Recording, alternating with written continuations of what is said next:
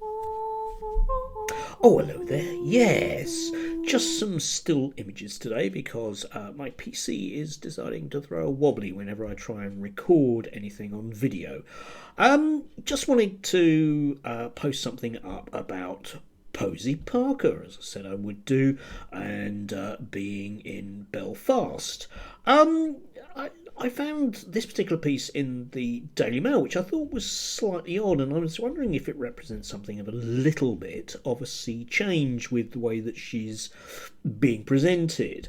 The headline is Dozens of police keep rival protesters apart at Posie Parker rally in Belfast just weeks after controversial women's rights campaigner was chased out of New Zealand amid violent clashes. Yes, you may or may not know that she had some soup poured on her. I don't know if that's a metaphor, possibly. Yes. Anyway, the Daily Mail, oddly, in this piece, isn't particularly positive, I would argue, towards her. For example, we get quite early on Parker, who's repeatedly said she is not a feminist, addressed the Let Women Speak demonstration beside the city's Big Fish landmark. Yes, indeed, I've always found it slightly odd that somebody who's into women's rights isn't a feminist. I don't know how you square that circle at all, actually. I don't see how you could claim that any famous feminist writers were merely women's rights campaigners. But I think part of the shtick, which we'll come back to in a little bit, with Posie Parker, Kelly J, whatever surname she's using today, is that she doesn't want to be associated with those people that would quite naturally find feminism a bit of a dirty word. Speaking of which, Graham Linehan turned up. Yes, he's been kicked off Twitter again. Think about that, what you'd need to do to be kicked off Twitter. Yes, a man now so fully boxed into a transphobic box, if I can not mix my metaphors that way, that he's actually starting not to be supported on Mumsnet, of all things. You know the world's coming to an end when bigots aren't supported on Mumsnet. Anyway, moving on. On Sunday, Keane questioned why men attended LGBT plus events in front of supporters in Belfast. Yes, she doesn't mean LBGT plus supporters, she means her supporters. Saying of one protester at a recent rally, he doesn't even look gay. Yes, and again, this is seems to be the way that the sands are moving with these particular ones. It used to be that, oh no, we're not homophobic at all. We don't have any problems with people that are gay. But I have noticed with the smattered amongst the sort of death threats you get whenever you post anything up that isn't totally transphobic, that there are a lot of people out there that seem to want to police sexualities in the sense that you need to be a certain level of gay before you're allowed to have comments about LGBT issues. And yeah, often gets quite sort of vitriolic. She continued, I don't even understand why he was there, representing the so-called LGBT community, which, let's face it, is a bunch of effing men in dresses. Well, no, it isn't, is it? But that's another story. I don't know. Is that really what... I presume that's what her audience wants to hear. Moving on again. One Australian Green MP called her a C-word, while neo-Nazis have also taken the chance to take part in a bid to stir up trouble. Yes, this is one of the problems, and one of the many problems there is with Posie Parker and others like her, is that they don't seem to have any problems with attracting Nazis to them.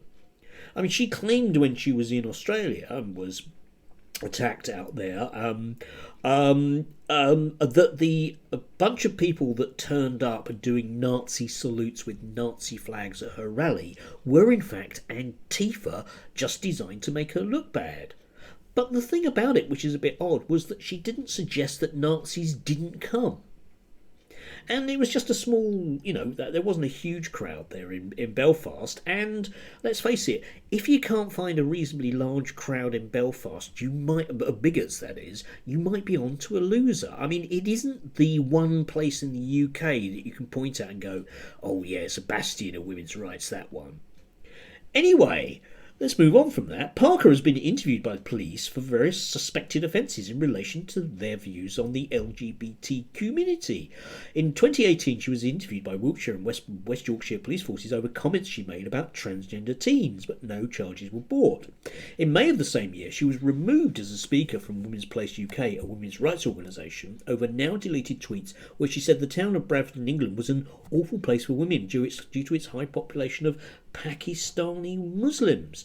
Yes, I'm not really quite sure if it's Bradford's an awful place for women because of Pakistani Muslims.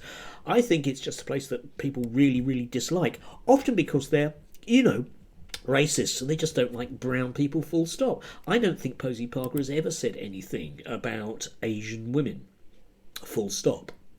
Despite Parker's insistence that children should not be allowed to question their gender, her rally, I think this is badly written, I think it's supposed to say included children as young as 11 speaking publicly to anti-trans activists, with their comments being widely shared on social media.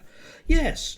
Now, one of the things that you often get if you post up something that isn't anti-trans is you'll be called all of the kind of euphemistic words for a paedophile that are under the sun, because groomer is the usual one, which is hilarious. But these people are quite happy to utilise or hide behind children in that classic 1980s homophobia throwback, whereby we must think of the children, because, if you show them a drag queen when they're 4, then what will happen is they will question their sexuality, and before you know it, their teachers will be insisting that they change their name without telling their parents, or whatever other kind of rubbishy things you want to make up. Even fellow gender-critical feminist groups are cutting ties with the mother of 4, with one prominent UK group saying the presence of neo-Nazis at Melbourne events should be a wake-up call. Yes, indeed. But, I think the thing is, realistically, about Graham, to a certain extent, and Posie, to a very much larger extent, is that's what the business they're in. They don't really care who comes along to them, because they're earning quite a lot of money out of this, all right? It doesn't, she has, until very recently, got an enormously free ride in the British media. Anything that happens to her, even the most mildest of things, and she'll be there, sitting next to Julia Hartley-Brewer, blabbing her eyes out because somebody was a bit mean to her on Twitter. And the donations come flooding in, because there she is, standing up for women's rights without being a feminist, and, really, really, really not aligning herself with Nazis and anti-abortion groups, or indeed, certain aspects of the Ulster Unionists, as she was at the weekend. Anyway, I don't know. I'll keep an eye on this. I thought it was just an oddly written piece for the Mail, because they will normally just use some quite vitriolic words in and around any trans issues. But for this one, they actually don't seem wildly supportive. We'll wait and see. Anyway, have a lovely rest of Monday, and I'm hoping that I fix my camera issues quite soon.